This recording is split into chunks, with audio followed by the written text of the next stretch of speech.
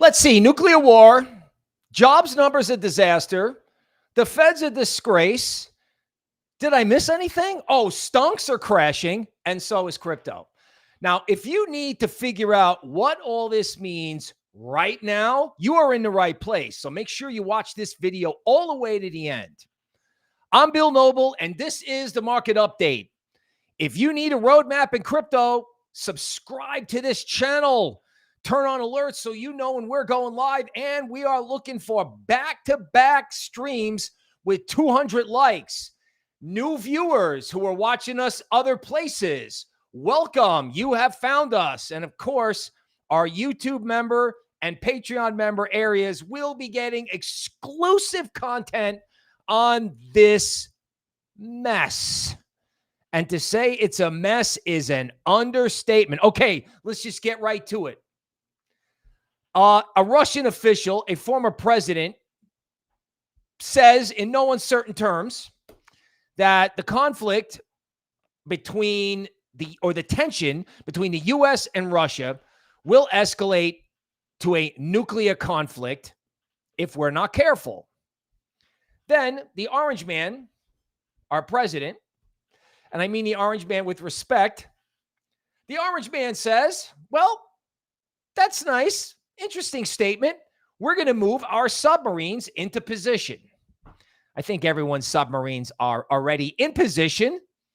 But anyway, Perplexity says that that's 34 million casualties with 57,000 people wounded and EMPs, and pretty much something like that would be catastrophic for humanity, but it is being discussed on the tape conveniently after the stock market closes.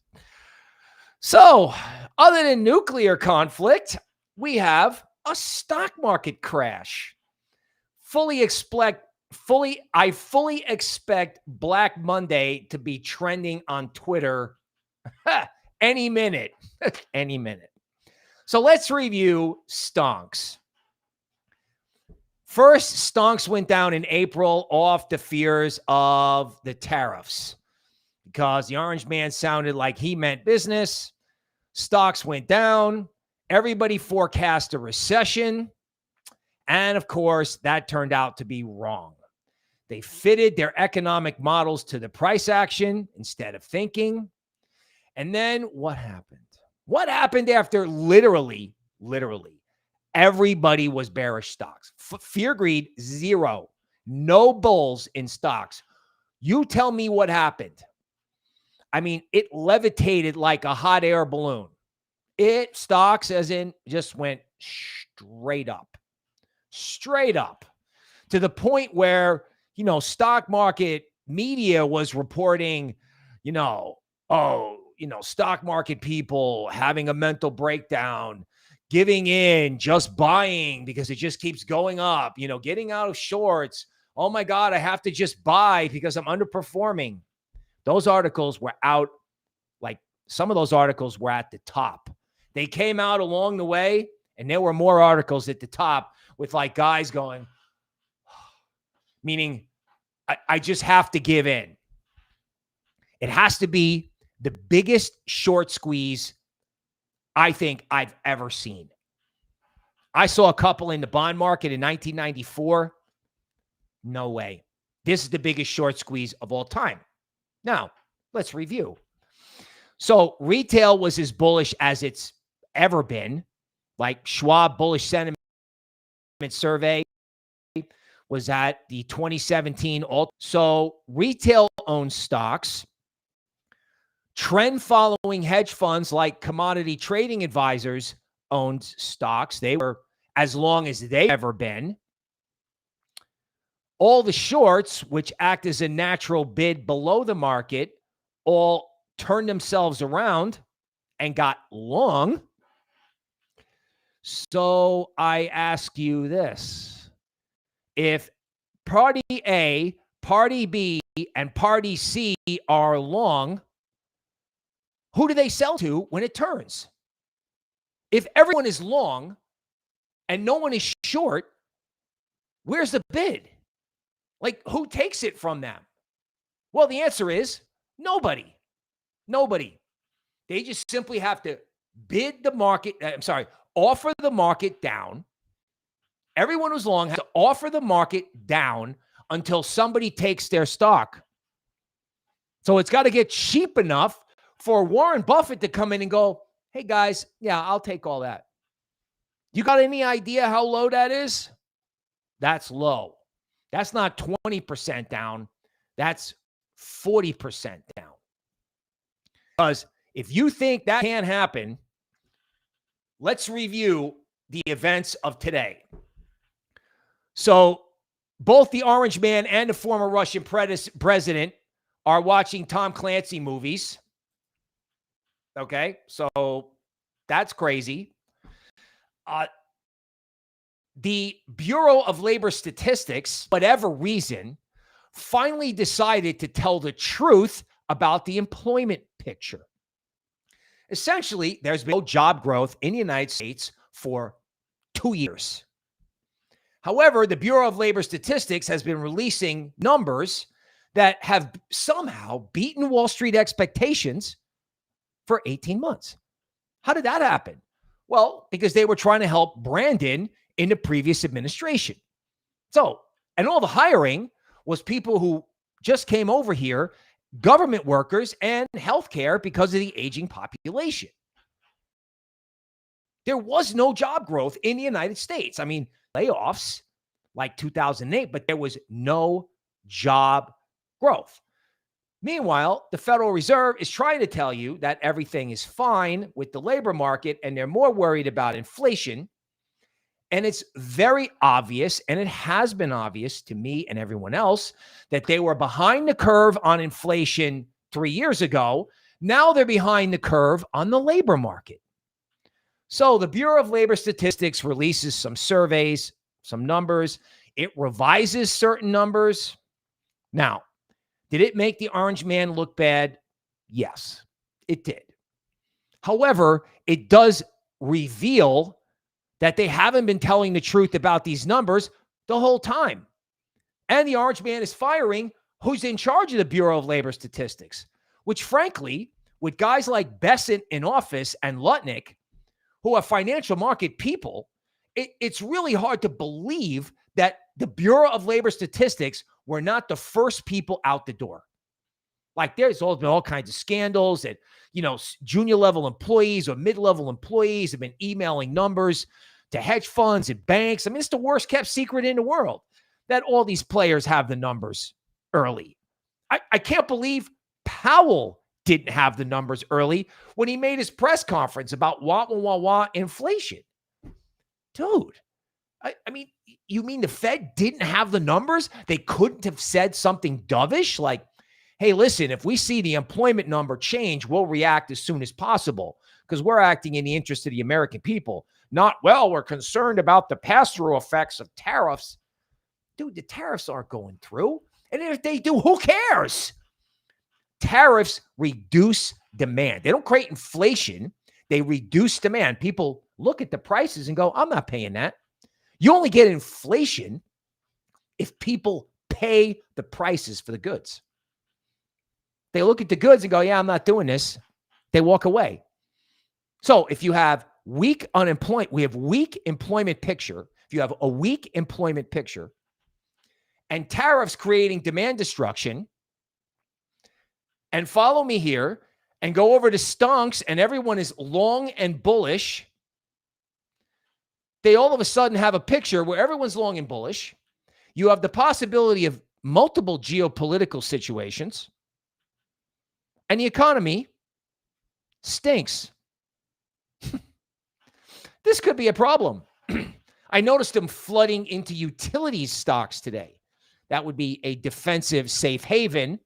It's kind of like the bonds of the stock market. And of course, the utilities are going to benefit from the AI companies demanding power, right? But that's falling apart over there. Like, you don't think that they have downside over there? They could unwind the entire short squeeze and go back to the April lows and take out the April lows. Like that. I mean, 29 and 87, 1929, 1987, those dislocations to the downside, also known as crashes, they actually happened right after a slow August.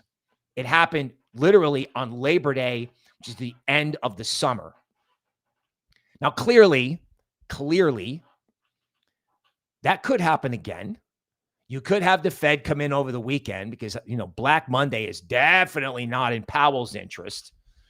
So I'm transitioning over to the positive.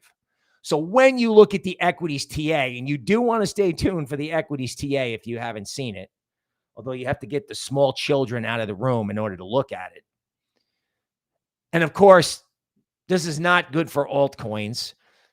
I hate to say this, but it's not good for Ethereum either, because people got way too bullish and nothing outperforms forever.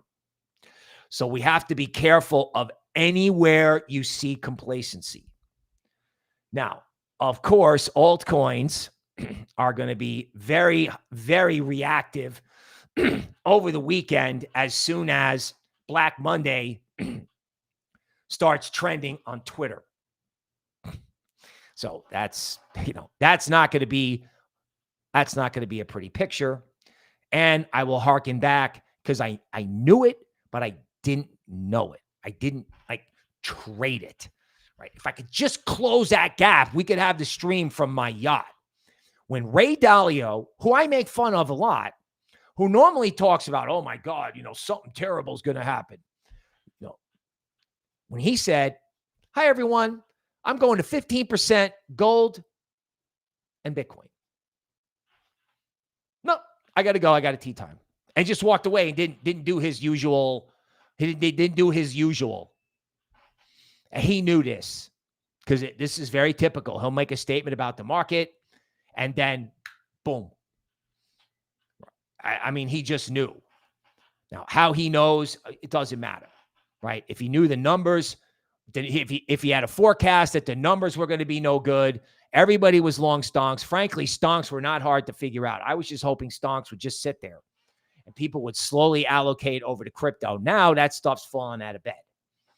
Now it's falling out of bed, and crypto's going to have to deal with it for at least 3 to 5 days.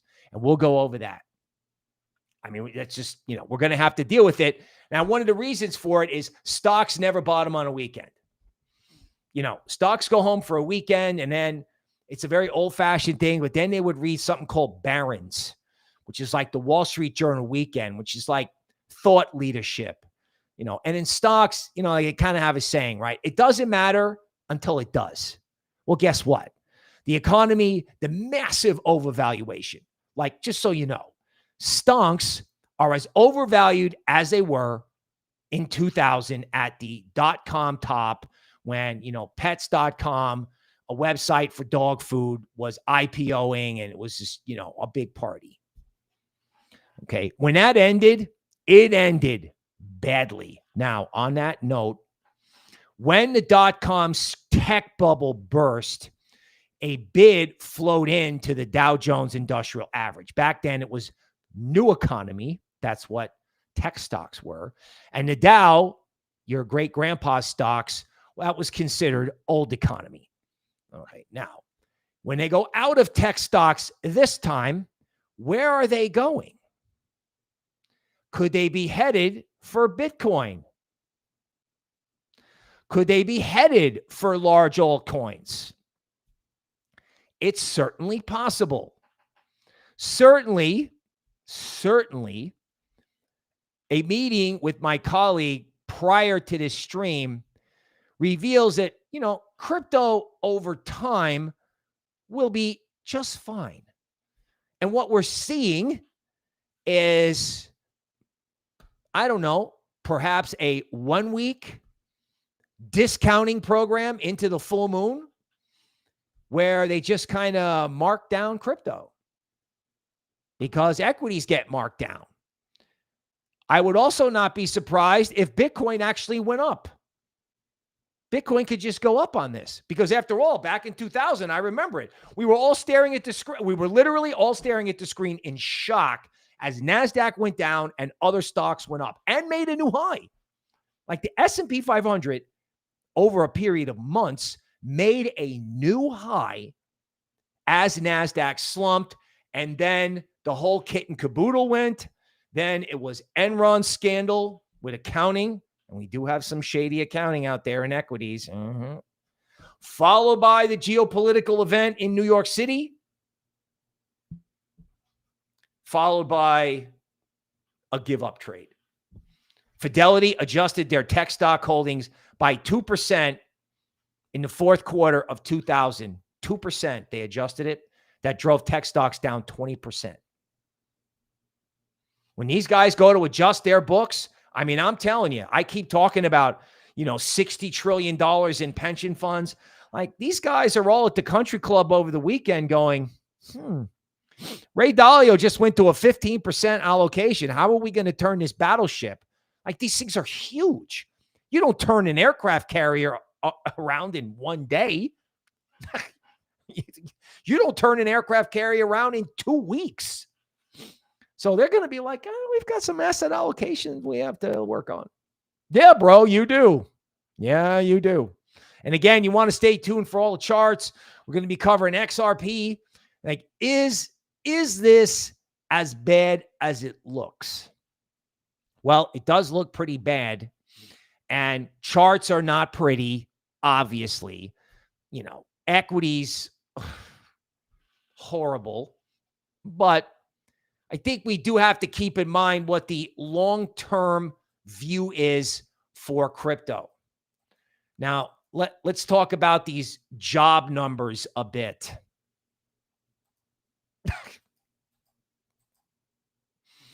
What? The payroll number was what?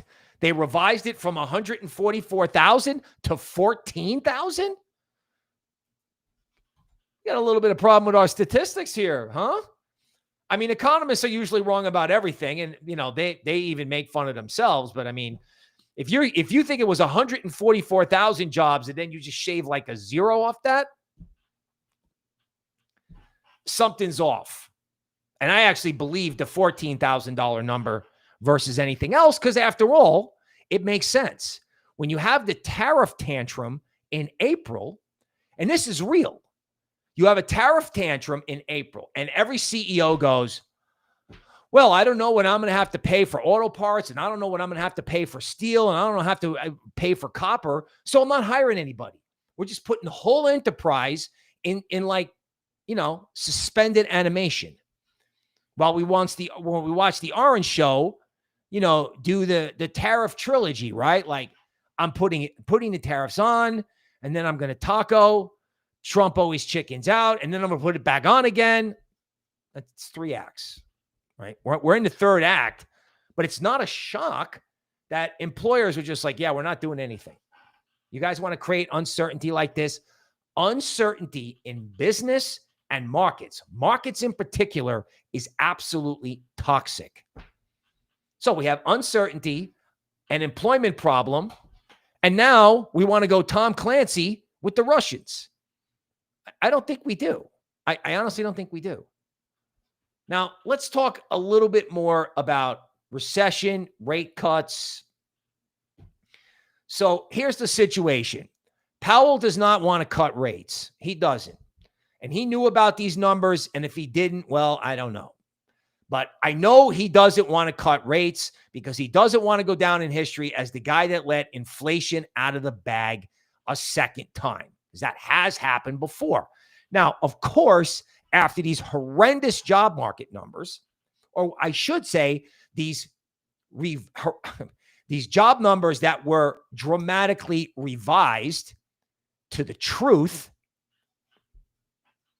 okay, rate cut odds have changed.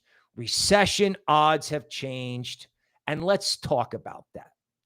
First of all, a recession is a heavily outdated form of statistics. It's like GDP is going to be negative 2 quarters in a row.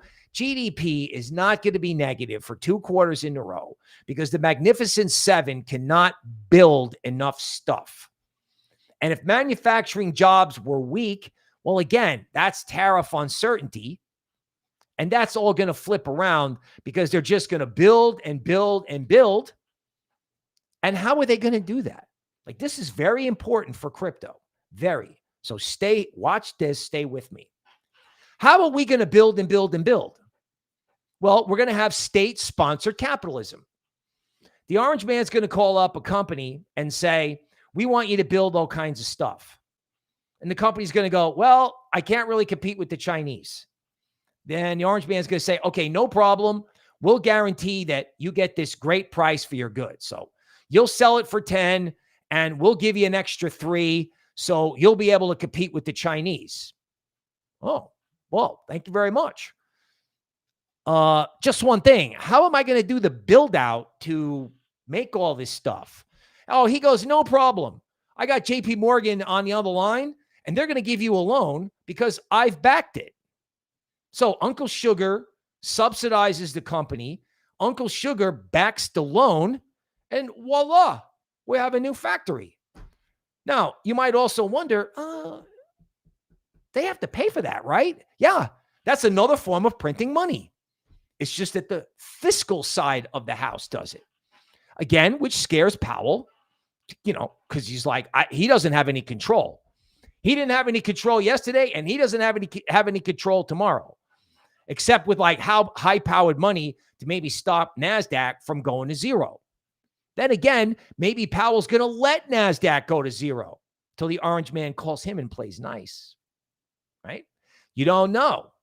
But state-sponsored manufacturing will be here. And that's going to cause printing. And what industry benefits from printing the most? Crypto, of course. Starting with Bitcoin, moving to Ethereum. And I just can't believe the underperformance in Solana. It's absurd. Solana's at 160. Again. I feel like, oh, it's sunny out. Solana's at 160. Oh, it's raining. Solana's at 160. It's summer. Solana's at 160. It's winter. Solana's at 160.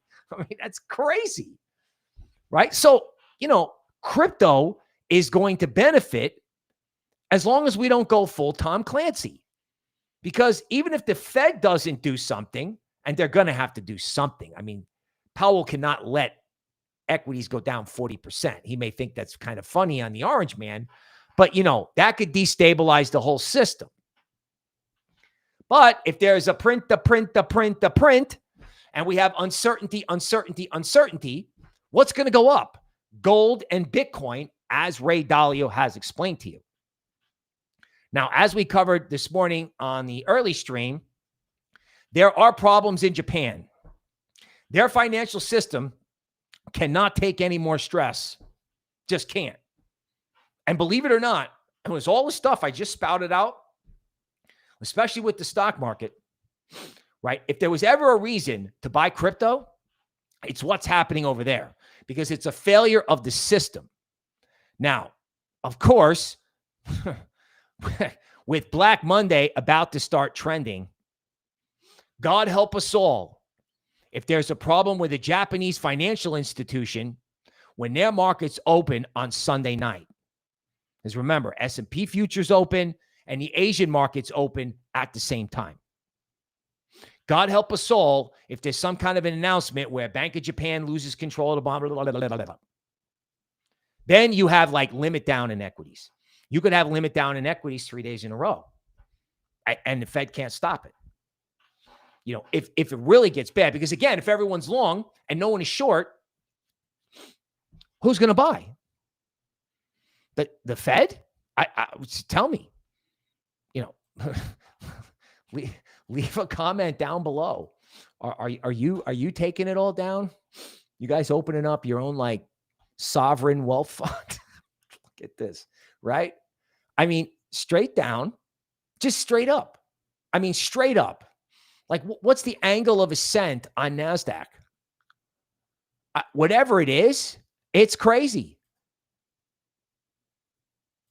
That's a 45-degree angle, right? It's straight up. Like, absolutely no, and there's no downtrade. Like, this is what killed people.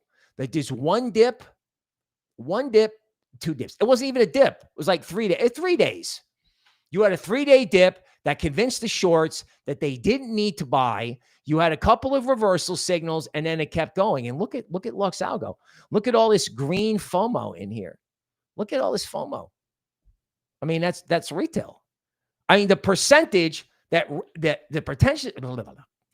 percentage of general public net worth invested in equities is at like an all-time high. Like most individuals have got half or more of their net worth in stonks. Okay, well, that's going to work out really well because there's support here. There's support here. And if that doesn't work, what happens? Like, look at utility stocks. These are like the legitimate safe haven. Just exploding. And I don't know, because I mean, this is going to be a very much of a live TA kind of show. So if you like live TA, you probably should hit the like button. And you should definitely stick around for the show because, we're going to be doing a lot of this. Wow. Okay. Notice how utilities and the Bitcoin ETF are following each other.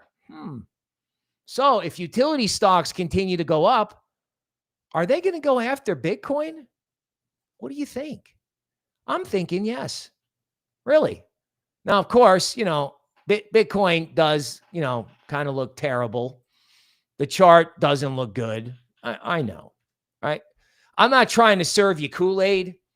What I am trying to serve you is you give me 5 down days in stocks, I am super interested in crypto across the board, particularly if crypto gets spanked. Now, of course, in the meantime, not a promotion, but, we're going to be empty. This is going to be empty, right? We're going to have to deal with it, whatever it is. But the centralized world can go get bent as far as I'm concerned. It can just go get bent, right? And then there's fear. Okay, look at this. Okay, this is fear of fear, right? Like, how much fear can they put in the equities market? I mean, it's only up for 2 days. This is just regular VIX. How much fear did they have over here? They're really not upset. I mean, up here, it was so bad that you couldn't hedge anymore. Equities do get to a point where it doesn't pay to use derivatives to hedge anymore. Doesn't. And there's nowhere near that point. Okay, so stocks as an asset class are done. Even if they don't go Black Monday, they're definitely in the process of forming some kind of range. Whether the range is up top or the range is some kind of wavy thing in a 10 to 15% range. That asset class is done. And that allows crypto to shine. Speaking of which, it's kind of funny. The crypto meetup is back. I remember Wendy O got her start doing crypto meetups in LA. I did a crypto meetup with my old boss one time. People flew in for it. We kind of did the market update-ish. We did the Sunday show that has the market update live. It's kind of funny how that worked out. The SEC is now doing crypto meetups. Like, we have a working group over here, and we'll fly to this city and have another working group. And Besson says we want to get payment systems going, and everyone's talking the talk, but I don't know if they're walking the walk. And if they had half a brain, if this thing went down, they would be there buying all of it. Okay? And of course, we have all this talk about, releasing the files and, blah, blah, blah. Naturally, this thing with the Russians is a distraction from other things. Things in the Middle East. Then we can't have both things going on at once. Let's just hope that, like I said, we're just going to have a little bully session on Twitter. And then by Monday, this will have gone away.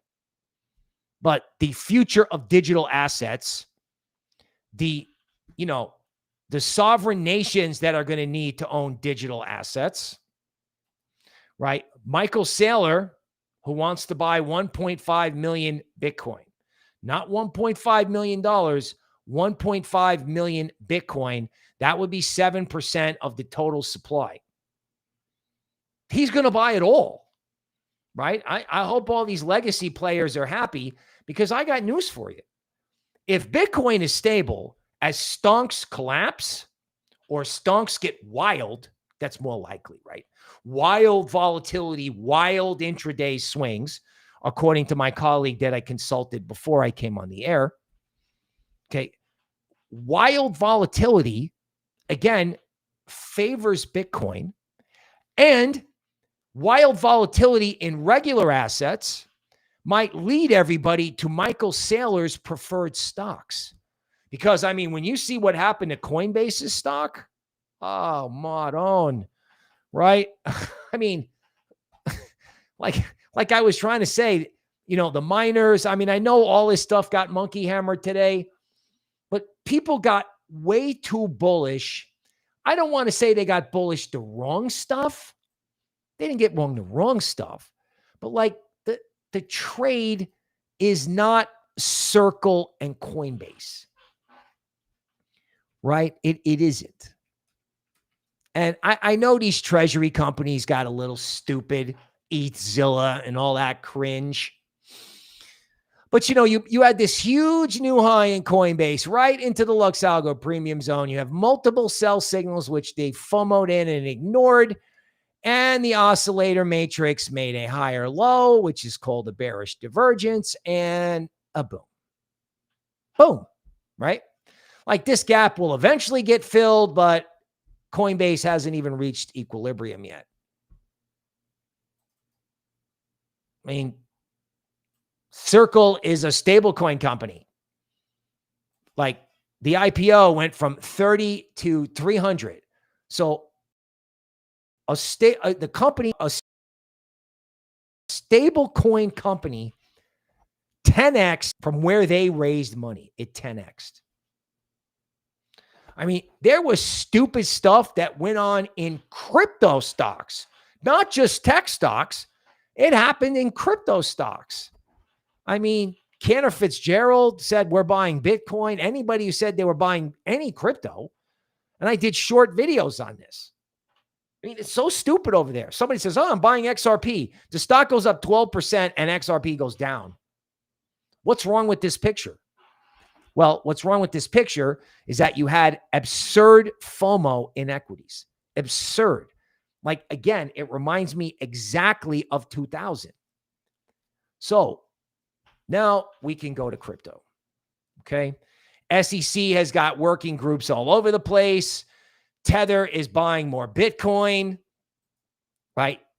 You know, they're considering this Clarity Act, which, as I understand it, needs work. Everybody has been liquidated in crypto. So crypto, in some ways, has got the opposite problem of equities, right? Like, for example, in a way, right? So crypto, all the derivatives players are getting liquidated. Like, everybody's going to get liquidated in crypto. If not now, at some point when stonks open up, everybody's going to get liquidated in crypto. But today, the stock market erased $1 trillion in value. Okay?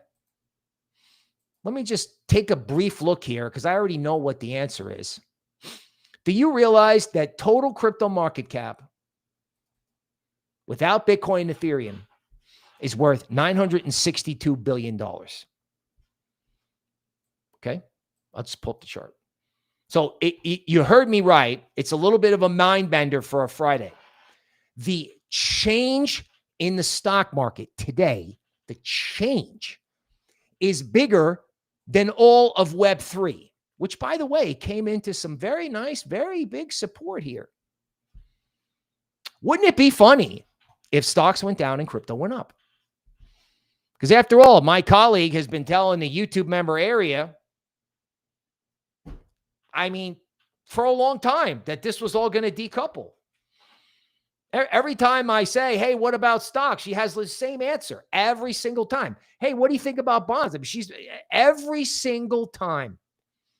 And it has occurred to me lately that these things that she says over and over and over again, there's a reason why. And we're about to find out. Like Japan is not listening to Toby and find out. Stonks are not listening to Toby and find out. We got to figure out how to make that into an acronym. Because this is happening.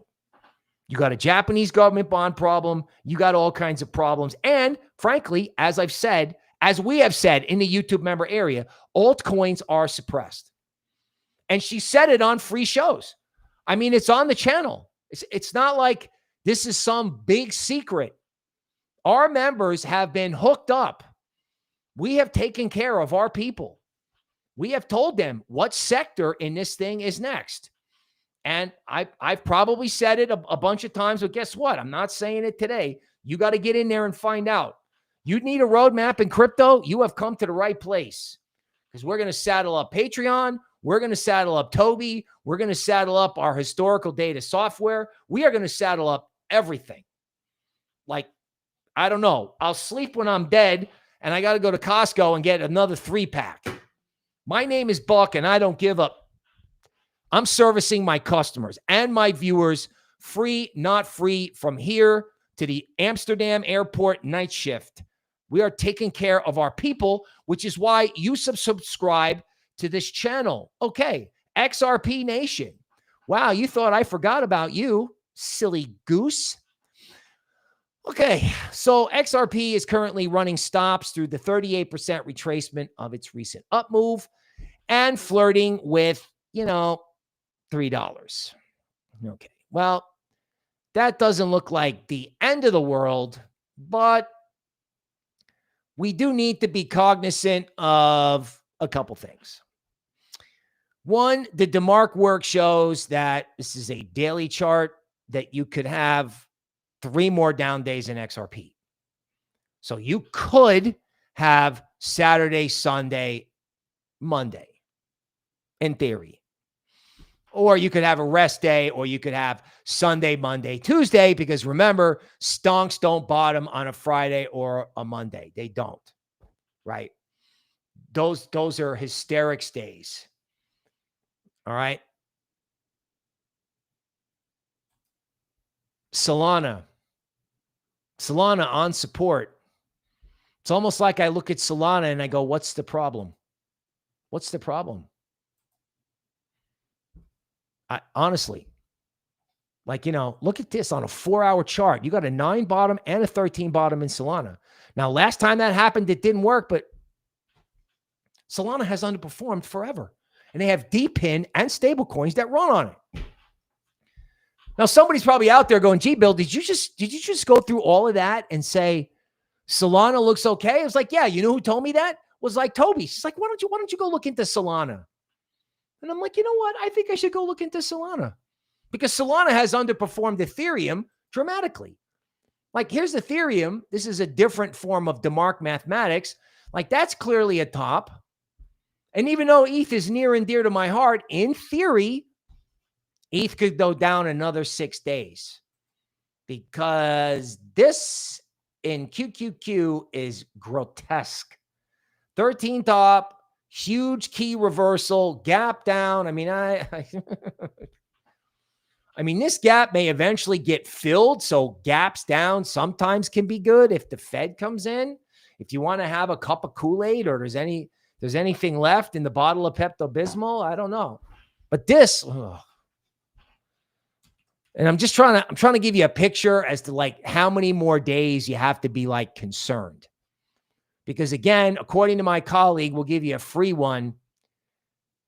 Anybody who gets off the long-term thought process in crypto, let me say that again. Anybody who gets off the long-term train in crypto is a buffoon. Your kids will ask you, gee, Dad, when they had the nuclear Nasdaq debacle, what were you doing? If your answer isn't, I'm hoovered up everything, and your kid goes, legend. right? But if you tell your kid that you ran scared from this, I don't know, man. You're going to have to work really hard to get your man card back. Okay, so MicroStrategy, I'm not going to lie. So this looks terrible. Terrible, right? You have a 9 bottom, which was supposed to be a bottom. And then you would glide back up here because stonks were going to do anything and they were short MicroStrategy. And then you had the worst thing you could have after a 9 bottom, which is a failed rally. So I cannot tell you that this is fine right now. I cannot tell you that. If you look at a 4-hour chart, it's the same picture. This was supposed to be support. It was fine. Now it's not. And you even have this kind of scary 13 top here. Now let's try to find something good. Okay. So everyone in this range is at risk because if they leave the range. Now, if we start looking, so I think you got the point. And now we want to start asking ourselves, and this is worth sticking around for, so don't go anywhere. I think what we got to start looking for is support. This is a search for support, particularly if there's a wick down. Okay, so for our member T-Bone, and again, YouTube members, whether you got the $4 plan or the $49 plan, you get this super cool emoji and priority on comments. So please go get yourself an emoji and some research. Back to our show. If the 38% retracement of the up move doesn't hold, in my mind, you go down and you test the 62% retracement. So 38% in MicroStrategy did not hold at 372.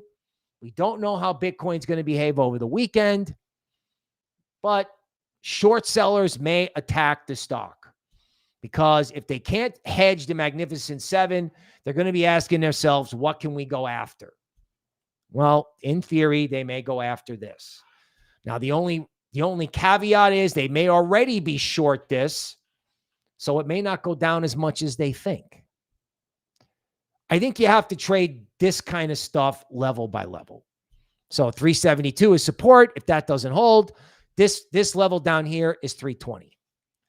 Right? And I wouldn't be shocked if that all happened in one day. Honestly, let's just come in, have NASDAQ go down 10% on Monday, get it all over with, and then have crypto go up. Because the Fed has to come in. I can't believe, I don't know what even happens to the Fed as an institution if they let this get out of hand. I mean, maybe they want to spite the orange man. I don't know. I don't know. But in a normal world, I can't believe the Fed would let this get out of hand. Now, a one-day downdraft in equities is not out of hand. Equities people think so, because you will hear that over the weekend. Well, the Fed's got to come in and save us now. Actually, they don't. They didn't save you in April, and I don't think they're going to save you now. Matter of fact, Powell, now that I think of it, would love an equities downdraft because that would actually completely crush inflation. Because again, who bids up prices? Who pays what they want for stake? NVIDIA holders. That's who bids it up. Let's go to Bitcoin. Okay, so in theory, today is your up day. Today's your up day in Bitcoin. So if Bitcoin is positive on, Friday night, Saturday morning, well, you would expect that. But again, if you get a failed rally, it's not good. It's not good. You don't want to see a failed rally. You want to see a real rally. Because there is a really good case here for whenever this thing does bottom, it's going to turn around and make a new high. This 4 means you're going to have a very emotional wave 5 higher. So let me rephrase that. The next rally in Bitcoin will be absolutely vertical. It'll be like, you're outside making a toy rocket and, you don't know if it's going to take off or not. And then it finally does and it goes whoosh. You're like, wow, you're like 12 years old. Like, oh my God, I just made a toy rocket. That's what it's going to look like. That said, We don't know if you're going to have what we covered this morning, which is a VAR shock. Not going to go into the details, but hedge funds may be in a position where they have to sell everything, whether they want to or not. That could include the Bitcoin ETF. Could also have retail panicking in the Bitcoin ETF. You just don't know. But I do know this, especially with this DeMark work down here. Right? 107 is the new 77 in the event it gets out of hand. Like at 77, the YouTube member area call was, you will never see these prices again with a 120 target. I mean, you can set your watch on what Toby Ward says in the YouTube member area. And if you're not in there, I can't help you. I want to help you, but you got to get in there so we can help you. Did I mention we can help you? I'm sorry. I'm repeating myself. Okay, let's look at the broader market. Let's look at SPY, S&P 500. So the S&P 500 is also dominated by the Magnificent Seven, but would you look at the nature of this squeeze? Okay, and to complete the utter joy, right? I think this was QQQ. I could have sworn. No. Oh, yeah. Okay. So there was a monthly 13 top, believe it or not, in January. They slammed it and they rammed it back. And this dotted line is exactly where you would expect a blow off top to go. And if you think, because this DeMark work is very popular in equities, you think I'm the only one looking at this chart, you're crazy. You're crazy. Right? Everyone sees this and goes, oh my God, this is monthly. So blow off top in July, close a little bit down, and then boom. Boom. You know, and I don't know. There's a couple different versions of DeMark math. There's one I don't normally use. You know, all of these signals are problematic. And I don't really think I have to explain that to you extensively. But the dawn of Bitcoin is coming, right? Particularly since everybody seems to be criticizing the Bitcoin and treasury companies. Like Galaxy Digital is warning that this whole idea of companies buying crypto on their balance sheet to goose their stock could be out of hand. Let's talk about that. So I happen to think that these treasury companies are doing the right thing because they're hedging against the dollar cratering. Really. Now, that's not what they're actually doing. They're trying to create FOMO in their stock. But what they're actually doing, it's hedging their enterprise against a problem with fiat currencies. Now, that said, Bitcoin treasury companies, okay, they have something, I would say, not in common with Michael Saylor. Michael Saylor bought Bitcoin at an average price of $48K in 2020 and 2021, only to see FTX result in a drawdown to 16K, which he had to look at for 6 months and listen to YouTube dimwits tell everybody that it was going to 10K before it quickly recovered to 30. But think about that. A computer executive in a small computer company buys a ton of Bitcoin and loses half the money, you know, and then go into work every day. Like, hi, Mike, good morning. How's it going? Every day for 6 months. Now, Mike lived through that, and now he's a god. And everybody remembers, like, oh, Michael Saylor, it's just, he's a genius. Bro, nobody becomes a genius. Nobody becomes a hero without suffering. You can go on Instagram and listen to every motivational guy. You can listen to Goggins and all these people who will tell you the exact same thing. You cannot be a legend without suffering. So these Bitcoin and Ethereum treasury companies, they may experience a little agita. right? They may get to watch what happens when crypto gets wild, because it's very easy to buy it at 115. You know, at 77, I wasn't touching it. But at 115, we got to put it in the treasury. So don't think that we can't have volatility here and we can't shake people out. We can't scare people. We can't scare the treasury guys. We can't scare people. I mean, the Bitcoin miners are used to this. They're like, we see this all the time. We did 15K to 3. We did 15K to 3K. We did 3K to 60, 10K to 60K. We did 60K to 48K. We've been here. We've done this. These treasury companies have not. And the question in crypto that you need to ask yourself, because again, the DeMark work, right? Real technical analysis is you ask yourself, what is the nature of the price action, right? On one hand, there are guys who I totally respect. I love them, right? Like, I can't think of their names right now, but I can see their faces, right? Magic Internet Money. And then I think there's another guy like CBO Crypto or CMO Crypto. Geniuses. They're like, we'll look at the charts and we'll tell you the news. Well, if you look at the DeMark charts and you say to yourself, well, there could be 5 more days of this. There could be 3 more days of this. There could be 5 more days of this. Well, okay, who creates the 3 to 5 days of this? Bitcoin ETF puking, treasury companies hedging, because after all, there are derivatives in crypto. These guys could all buy at 115 and all hedge at 107, only to have it turn around and go straight up, reinforcing the idea that hedges are things that little doggies pee on. Trust me, you're going to see these guys hedging if it goes down because they've never really seen it go down. Maybe they saw 77, but I mean, was that really that scary? I mean, I guess it was, but I mean, this is more scary. We're talking about nukes. We're talking about a massively overvalued stock market. We're talking about hubris. We're talking about a complete change in the economics picture. We're talking about the Fed and the president going at it like some kind of, foreign land, let's say. Not exactly what you would expect from a world leader. So you have to ask yourself again, what is a potential source of volatility in this market?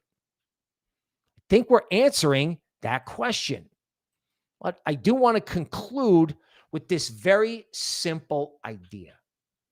The entire reason why the Bitcoin white paper, regardless of what intelligence service wrote it, was for this kind of a day where you could have a multi-dimensional legacy mess, and Bitcoin and crypto were meant for this.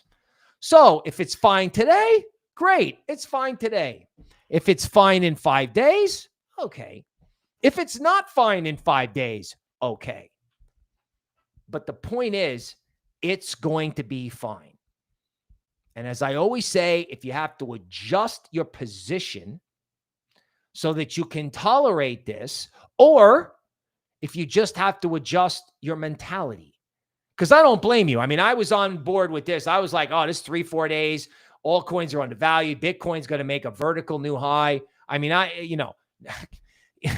economic rollover, a stock market crash, and nuclear conflict were not on my bingo card. They weren't on anybody's bingo card. That's why you have this kind of price action. That's why Black Monday will be trending on Twitter at some point. Now, my joke is if it trends on Twitter, it doesn't happen. And I will say that too. If Black Monday doesn't trend on Twitter, oh my God, Katie bar the door. Then you're really going to have problems. But I'm guessing people are going to come in legacy on Monday and be upset. They're going to be upset, and that's going to have the president and the Fed on the tape. And the optics of that are horrible. And eventually, that leads to crypto. I mean, I can tell you right now, if Bitcoin goes to 107, 107 is the new 77. And I guarantee you, I will make the prediction right now that Toby Ward with Bitcoin at 107 will tell the YouTube member area, well, maybe I better save it. But I already know what she's going to say, but I'm going to save it because you got to get in there. If you don't think you got to get in there, let me tell you something. You got to get in there, and you got to get in Patreon because I got to revamp everything, and we're going to find support. We're going to find a 62% retracement in everything. And I'm going to redo, the Gann model is going to recompute and say, okay, where do we find the bottom? Where do we find support? Where do we find the ultimate entry for the ultimate rally? Is that tomorrow? No. But you can get ready tomorrow for what happens later. When's the market going to bottom? I want to tell you, but when I go to the meeting on Monday, I'm going to get slapped with the goddess sandal. I can't tell you that. But we can tell you that if you're there in the YouTube member area. Okay, end of shill. The Astros are playing the Red Sox. Nobel is trending on Twitter. They've spelled my name wrong. It's Noble, guys. And that is the market update for today. If you are a new viewer, we are going to have a morning and an evening show. We just got to figure out what that looks like. One of them's probably coming for the YouTube short seat. So for God's sakes, subscribe. Subscribe to the channel so you know when we're going live. Okay, I gotta welcome who's here. I gotta give people some love. Thomas, Rafe Song Records, what's going on? Philip, get to the chopper. In stocks, yeah. You better get to the chopper and you better get out of the blast radius. Get away from the blast radius. Get out. You're about to have Godzilla go through Stonks. It's terrible. Knox Bill, what's going on? Stefan, Mojo, Peak Rugby, what's up? Stefan, hello. The Hot Mess Express. Nasdaq is the Hot Mess Express. Mizan, a member. Yav, a member. What's going on? Oh, no. Your bass hurts. T-Bone. What's up, members? Pancakes and peanut butter. How you doing, man? Zen Trader 77. Crypto Crazy Knowledge Dump. That may be the title of today's stream. I got to do that one day. The Crypto Crazy Knowledge Dump. VP is here. Driftless Crypto, a member. What's up? Boris Leak, Wisdom. Oh my God, look at all these people. JH, a member. Holy schmoly, Robert. Brandon Cypher, everybody a member. T-Bone with the super chat. By the way, biggest advertisement for the show other than my endless shill is our members super chat. Our members who are paying us super chat. Best advertisement ever. Roger M, what's up? Ill Evolution. Gian, a member. Adele is here. Solana stocks are cool. Wow. We got a lot of people in here. Steven Jeske, a new member. Welcome. Suncatcher Hawaii in the house. DC Precise. Okay. We have a request for Toshi. We have a request for something else too, but I forgot about it last time. So I'll be less senile today. Algorand and Ski Mask Dog. I would be happy to do that. Okay, so Toshi, I don't know, money flow was about to go green. So sad. Okay, so this is the default strategy, right? The 62% retracement is where we close today. So you do not want to see Toshi go below we close today. If you do, then you're at the mercy of a wick lower in the larger market. Wouldn't it be nice if this was the end of the decline? Wouldn't it be nice if there was no Black Monday? That would be so nice. Because then crypto would, by the way, immediately smoke to the upside. If you want to put the Pepto-Bismol down and just, take a sip of Kool-Aid. It's so hard for me to get bearish things like Algorand because the SEC is running around with these crypto workshops and they're selling it right into support. I mean, I know some of the support in other areas is not holding, but I don't know, man. Again, if we just go back to our default idea, I mean, Algorand Algorand is at,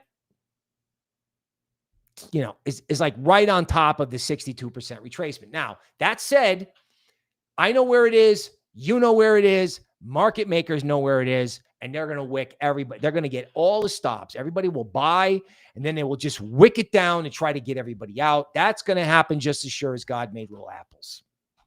They're going to get everybody here because people are like, well, we know Michael Saylor is going to come in and buy a lot, so we're just going to wick everybody down. Every time Nasdaq goes down, we're going to smash it. It's going to happen, right? Now, unfortunately, it's going to happen to your coin. It's going to happen to my coin. It's going to happen to everybody's coin, right? All we can do is hope for the best. But realistically, I got to be realistic. If equities are as bad as I think they are, you're probably looking at 3 to 5 days into the full moon. Okay. Oh, yeah, I got to go. Let's get, okay. Let's get Ski Mask Dog up here.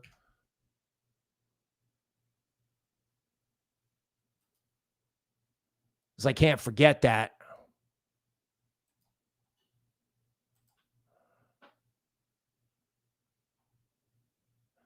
Okay, Ski Mask Dog on the daily chart. Okay, so let me tell you what you don't want, right? You don't want this. So it's already taken out the 62% retracement. Generally speaking, I don't like this double spike thing. When you see these double spikes in altcoins, it's not necessarily a good look. Okay, that said, this could be nothing more than the market returning. Like the market broke through the top of this range twice, and it could fall through the bottom of the range. Antivirus did this to me, right? Now, there was, I can spend 3 more minutes on this. There was a request for me to explain what antivirus has, and I'll give you 2 examples. On antivirus, in addition to it being a meme of the guy who wrote the Declaration of Cryptocurrency Independence, who has been brought back to life as an AI agent because he's deceased under suspicious circumstances for battling against nefarious forces. So he's back, and they have privacy functionality. For example, you can take antivirus as a cryptocurrency and purchase an eSIM card so you could use Telegram or Signal on your phone, and they can't see you. So if you want to talk to your girlfriend without everyone listening in, you can use antivirus as a cryptocurrency.